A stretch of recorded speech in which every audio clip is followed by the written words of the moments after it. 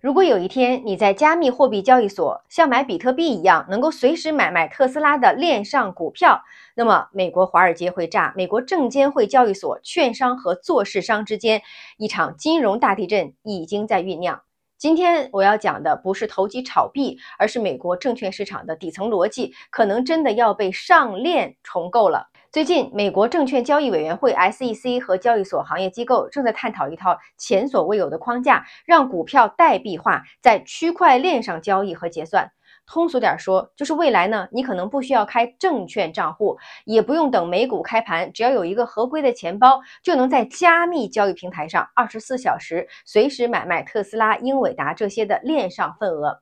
注意啊，这里说的不是把稳定币变成股票，稳定币USDC、USDT 它依然是支付结算的工具，而证券型的代币才是股票的数字化形式，本质上还是证券，还要受 SEC 的监管。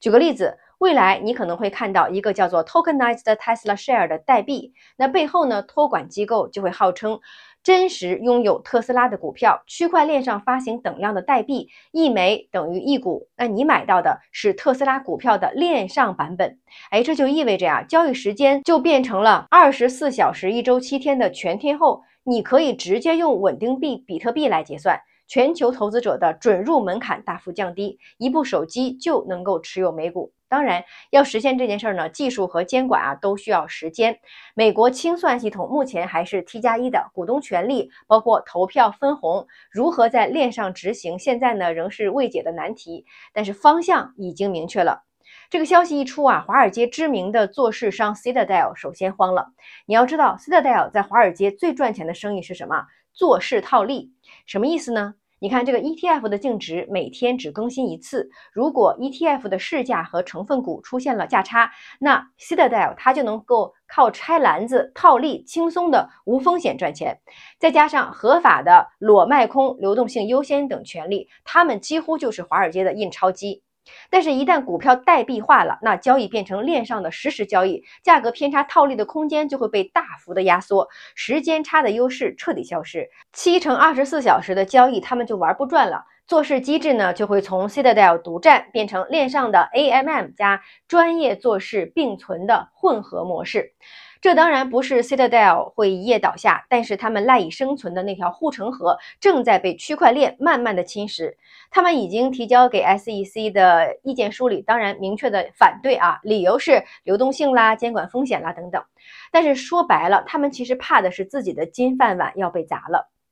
那么如果股票真的能上链了，赢家和输家会是谁呀？首先就是潜在赢家，链上基础设施提供方，比如说 Coinbase、Circle 有机会成为代币化股票交易和清算的核心枢纽。第二就是前瞻性的券商，比如说像 Robinhood IB， 如果能够快速转型链上钱包托管，7乘24小时的交易路径仍然能吃到红利。对于普通投资者来说呢，交易自由度提升了，成本下降了，全球准入门槛降低了。但是要注意啊，不是所有券商都会受益的。传统依赖订单流付费模式的券商，如果不转型，那它的地位就会被削弱。做市商像 Citadel、Virtu 这些套利和流动性的优势也会被稀释。未来的赢家呢，就是那些主动拥抱代币化的基础设施的玩家。未来的输家呢，就是那些守着旧的护城河不动的传统势力。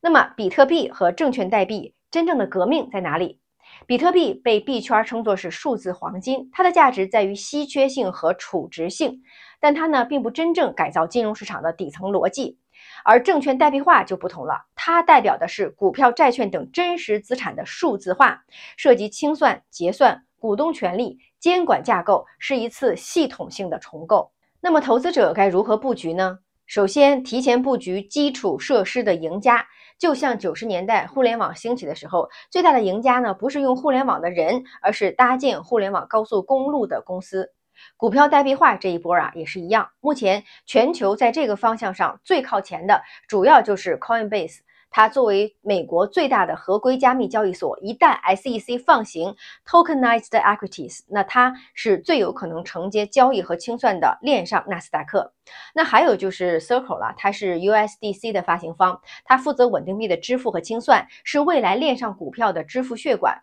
当然包括纳斯达克、DTCC 清算基础设施也都在积极的参与链上结算和托管的规则制定。还有就是像 Robinhood 和 IB 这些券商呢，正在加速向加密钱包7乘24小时的路径转型，有可能成为散户接入代币化的第一入口。那怎么布局呢？对于长期的投资者来说呢，可以关注这些公司的股票或者是相关的 ETF。那对于高净值或者是专业投资者，可以留意未来可能推出的代币化的基础设施基金或者早期合规化的平台项目。这类标的的逻辑就类似于2000年买进 Cisco、Intel、Amazon 这些基础设施层它们等于未来的价值中枢。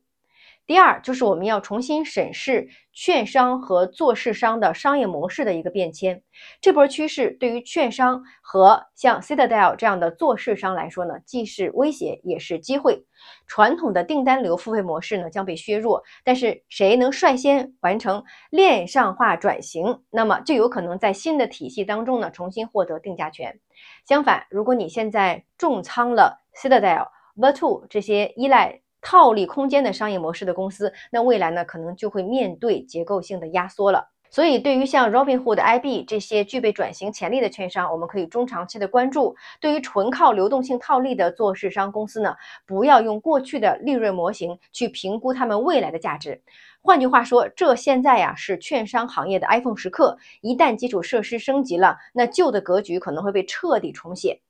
第三，我们要关注全球资产配置和交易时间结构的变化。一旦这个代币化股票真正的落地，那么交易时间呢就从原来的每天6.5个小时变成了7乘24小时的全天候。那么就意味着短线波动和套利机会的时间结构彻底重塑了。